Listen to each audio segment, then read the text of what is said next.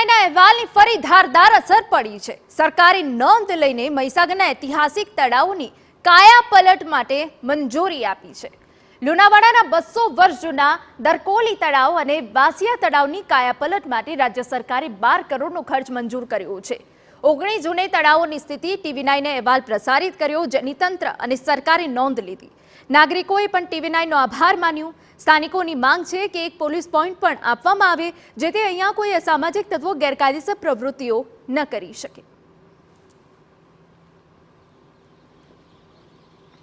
તેના બે ઐતિહાસિક તળાવ હતા, જેને આપણે વાસિયા તળાવ, કિશન સાગર તળાવ કહીએ છીએ, અને એક છે દરકોલી તળાવ। એ બંને તળાવોમાં જળકુંભીનું સામ્રાજ્ય અને ગંદકીનો માહોલ એનો જે અહેવાલ ટીવી9ને પ્રસારિત કર્યો હતો, અને ત્યારબાદ ના માત્ર સાફ સફાઈ પરંતુ તેના બ્યુટિફિકેશન માટે સરકાર 12 કરોડ રૂપિયા જેટલી માત્ર રકમ ખર્ચવાની છે, અને એ અહેવાલના પડઘાના હિસાબે અહીંયા 12 કરોડ રૂપિયા ખર્ચી તળાવના બ્યુટિફિકેશન થવાના છે। ત્યારે અહીંના સ્થાનિકો આપણી સાથે વાત કરવા માટે ઉપસ્થિત છે, એમની પાસેથી વાત કરીશું।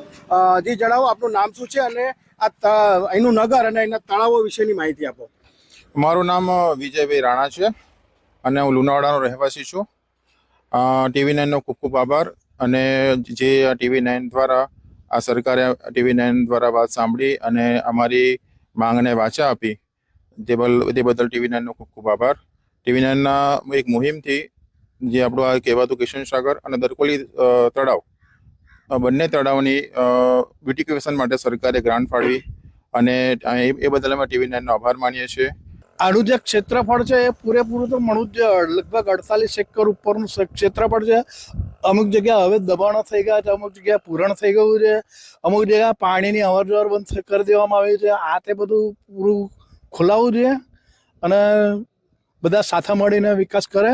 તો આ અહીંના હતા સ્થાનિકો કે તેમનું કહેવું છે કે ખૂબ સારી બાબત છે કે જે સરકાર જે છે એ બંને તળાવો પાછળ જે ઐતિહાસિક વારસો જાળવીને બેઠા છે, એ તળાવોની સાફ સફાઈ તો કરવાની જ છે, સાથે સાથે વોકિંગ પાથ છે, પછી કમ્પાઉન્ડ વોલ છે, અને અંદર આવેલા બેટો સુધીની ડેવલપિંગની વાત છે, અને જોડે જોડે શૌચાલયની વ્યવસ્થા પણ ત્યાં કરવામાં આવનાર છે। ત્યારે સ્થાનિકોને અહીંયા માંગણી છે કે અહીંયા જે એનું મૂળ ક્ષેત્રફળ છે તળાવોના, એ તળાવોના મૂળ ક્ષેત્રફળ જે છે તે અવૈધ દબાણોના કારણે તળાવ નાનું થઈ ગયું છે, અને એના કારણે કેટલીક મુશ્કેલીઓ પણ થઈ રહી છે કે અમુક જગ્યાએ ખેતરો પછી ભરાઈ રહે છે, અને એના જે પાણીના નિકાલની પણ વ્યવસ્થા નથી હોતી જ્યારે ઓવરફ્લો થાય છે ત્યારે। તો એ કામ પણ થાય, ને સાથે સાથે અહીંયા પોલીસ પ્રોટેક્શન અને પોલીસની એક ચોકી પણ રહે કે જેથી કરીને અસામાજિક તત્વો દ્વારા જે તકતીઓ ઉખાડી દેવાનું કામ કરવામાં આવ્યું, ઘાટ તોડવાનું જે કામ કરવામાં, અહીંયા વારસો જાળવીને બેઠેલું આ તળાવ છે, અને ત્યાં ઐતિહાસિક વારસાના ઘાટો આવેલા છે, તો એ ઘાટોની પણ જાળવણી થાય અને એ જળવાઈ રહે તે માટે લાગણી અનુભવી રહ્યા છે, અને ટીવી9નો આભાર પણ મારી રહ્યા છે। ત્યારે એ લોકોની એક માંગ છે કે સારું કામ થાય, ભ્રષ્ટાચાર વગરનું કામ થાય, અને લોકોના હિતનું કામ કરવામાં આવે। આશિષ ઠાકર, ટીવી9 મહીસાગર।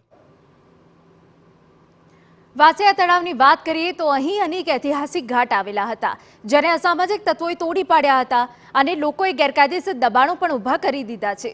લોકોનું કહેવું છે કે દબાણના કારણે તળાવ સંકોચાયું છે, જેથી દબાણોને દૂર કરીને આશરે 3.5 કરોડના ખર્ચે તળાવનું બ્યુટિફિકેશન કરાશે।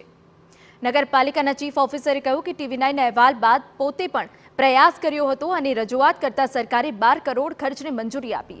સાફ સફાઈ ઉપરાંત તળાવના ફરતે કમ્પાઉન્ડ વોલ, વોકિંગ પાથ, બગીચો, લાઇટિંગ જેવી સુવિધાઓનો પણ ઉમેરો કરવામાં આવશે। આપના દ્વારા જે અહેવાલ રજૂ કરવામાં આવ્યા હતા એમાં બે તળાવ હતા, એક કિશન સાગર અને એક દરકોલી તળાવ।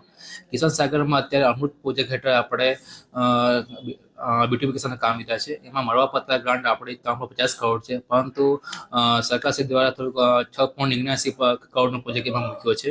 એમાં આપણે પાથવે છે, ગાર્ડન છે, પછી એનું પિચિંગ કરવાનું છે, કમ્પાઉન્ડ વોલ છે, એમાં ટોયલેટ મૂકવાના છે, પછી એ જે બેડ છે એની અંદર એ આપણે એમાં આખું ડેવલપ કરવાના છે આપણે।